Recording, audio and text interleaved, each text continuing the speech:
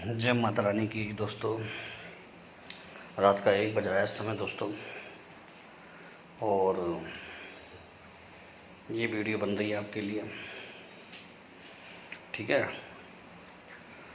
असल में जो ग्रुप तैयार कर रहा हूँ नवरात्रि के लिए, उसकी तैयारी चल रही है।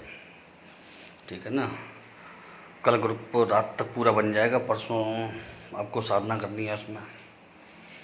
ठीक है ना, तो मंत्र मुझे भगवान की कृपा से अलग ही मिला है। और ये ग्रुप तो प्राचीन मतलब किताब थी मेरे पास, तो पूजा करते समय उसका पेज उड़ करके अपने आप ही मेरे पास आ गया। उसमें दुर्गा जी का मंत्र है, वही साधना दूंगा आपके बारे में। और कुछ महत्वपूर्ण चीज़ें बता रहा हूँ आज मैं। देखो, महत्वपूर्ण चीज़ में एक चीज़ तो ये है कि जब भी नवरात्रि की हम कोई उपासना साधना कुछ भी करते हैं, तो दोस्तों हमें जो बालिकाएं होती हैं या मातृशक्ति होती है, तो उसके बारे में कुछ भी उल्टा सीधा या अनाप शनाप नहीं सोचना चाहिए, बोलना चाहिए। तो इस साधना में सफलता मिलती है, अन्यथा आपका साधना करना बेकार है। ये बात बहुत अच्छी तरह सोच लीजिए, समझ लीजिए, क्योंकि ये चीज़ भी समझना ज़रूरी है कि जो चीज़ आप कर रहे हैं तो उसका कोई ऐसा कार्य तो नहीं कर रहे आप जो उस चीज़ को ख़राब करता हो, खंडित करता हो। और जो माता की साधना होती है उसमें कई लोग क्या करते हैं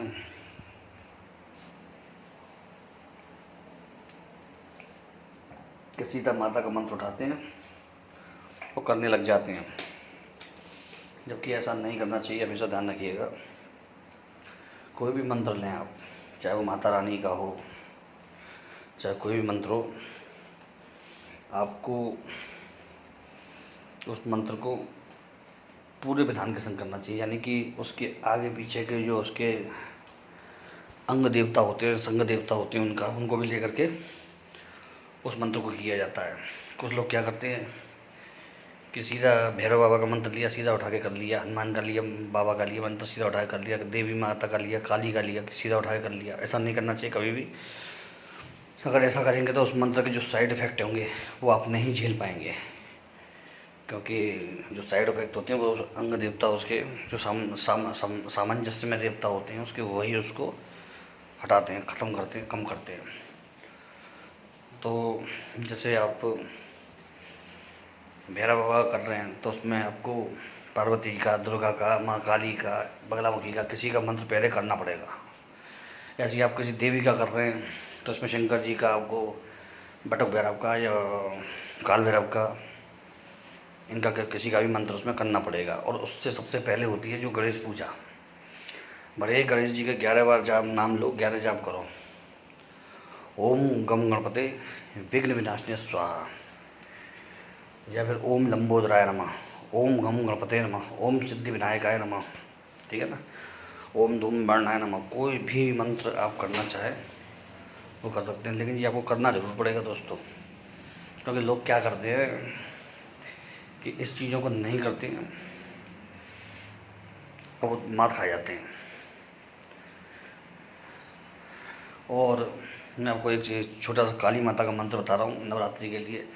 ये अगर आप चाहें तो सप्तमी से कर सकते हैं इसको शुरू, या फिर पंचमी से कर सकते हैं इसको शुरू, है ना, परसों से, या फिर सप्तमी से नवरात्रि के 7वें दिन से कर सकते हैं। उसे जितना चाहे उतना कर सकते हैं, 3 दिन कर सकते हैं, 11 दिन कर सकते हैं, 21 दिन कर सकते हैं। मंत्र सामान्य पूजा में लेकर के करेंगे तो उत्तम रहेगा। तो अच्छा, आपको कोई परेशानी है, कोई रोग है, कोई ऐसी चीज़ें समझ में नहीं आ रही है, कोई आपदा है, तो उसके लिए मंत्र ब्रह्मास्त्र है।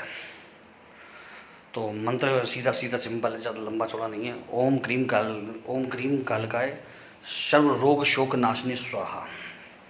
ओम क्रीम कालकाय सर्व रोग शोक नाशनी स्वाहा। ठीक है, जो मन में क्लेश होता है, शोक होता है, आपको दुख होता है, तकलीफ होती है, मन में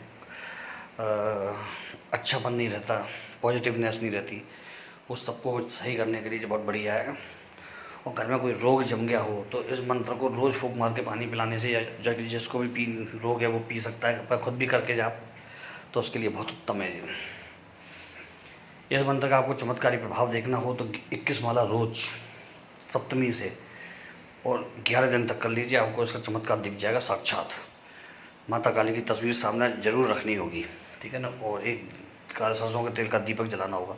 ध्यान रखिएगा, माता से पहले ही आप कह दें कि माता आप सौम्य रूप में दर्शन दें, क्योंकि इस मंत्र में देखा गया है कि वो उग्र रूप में भी सामने आ जाती हैं यदि आप साधना के रूप में उसको कर रहे हो तो इसीलिए ध्यान रखें।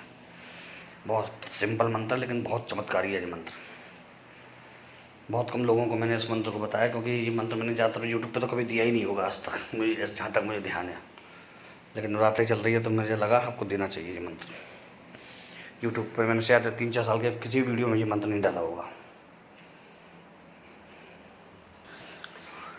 किसी के घर में लगातार बीमारी बनी रहती हो और वो समझ में नहीं आ रही हो तो भी उसके लिए ये मंत्र बहुत बढ़िया है माता काली का।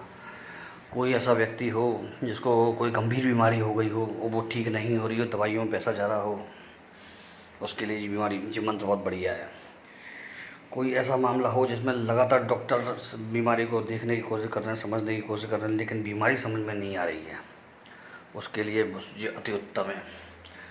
कोई ऐसा व्यक्ति हो जो हमेशा निराश रहता हो, उसको दुनियादारी से बिल्कुल मोह ख़त्म हो गया और मतलब मरने के विचार मन में आते हों, नेगेटिव विचार मन में आते हों, उसको समझ में नहीं आता मैं क्या करूं, तो उसके लिए भी ये मंत्र अति उत्तम है।